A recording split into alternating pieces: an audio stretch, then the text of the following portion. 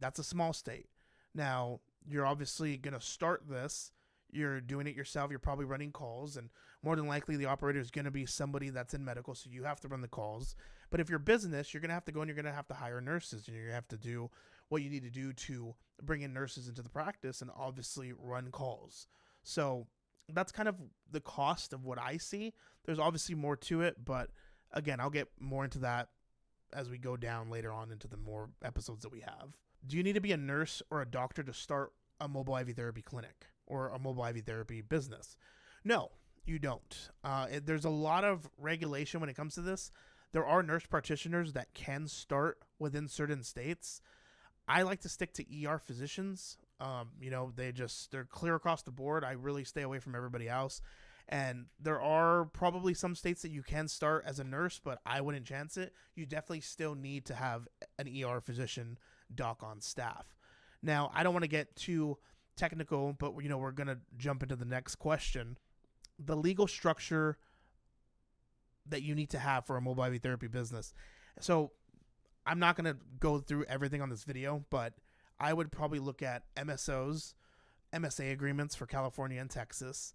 I know for California doesn't recognize a PLLC, so you would need to do a professional corporation, so a PC. I know Georgia doesn't allow a PLLC, so you would need a PC. On other certain states, they're gonna want a PLLC, and you're gonna want to follow CPOM laws. And I'm saying all this structure on this video so you can research it, because that is a whole video in itself, and I will go over that at a certain time. It's just the model's very different depending on what it is. So like, for instance, one of my businesses, we follow CPOM, we're a PLLC, and what happens is my doctor owns the mobile IV therapy company, and all the money gets funneled into the doctor's account, and then it gets funneled into our management account, and then that's how we're able to pay bills. So like, that's the structure that you should probably be looking at.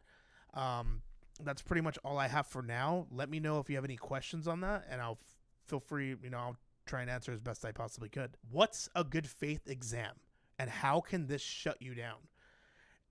In the United States of America, you gotta have a good faith exam. A good faith exam is basically a simple examination that lets you know that the patient you have that wants an IV is safe, is cleared. They're going to check them out. They're going to do whatever. In my personal opinion, and it's just my opinion, I think good faith exams are a bunch of bullshit. And it's just another damn thing that you have to do to get somebody in and, to get an IV, and it's more money off the bottom line, and it's another person you have to pay.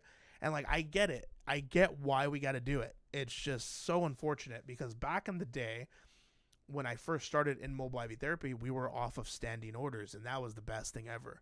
But like, I understand. I'm not trying to get everybody to get super pissed at me, but I think GFEs are just a complete waste of time, and it's nonsense. And like, I know why we got to do it, but it just sucks because the mom and pop shop, there's a lot of them that are going under because they can't afford GFEs. And then the people that are out there anyway are doing, illegal IV calls anyway. They don't have nurse practitioners on staff for GFEs. So it's kind of pick your poison.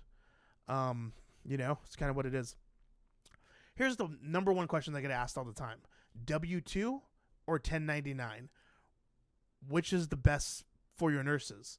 Well, I've always done, off of all the companies that I've built and helped build, and all the top companies in the US right now, I would say they're off 1099.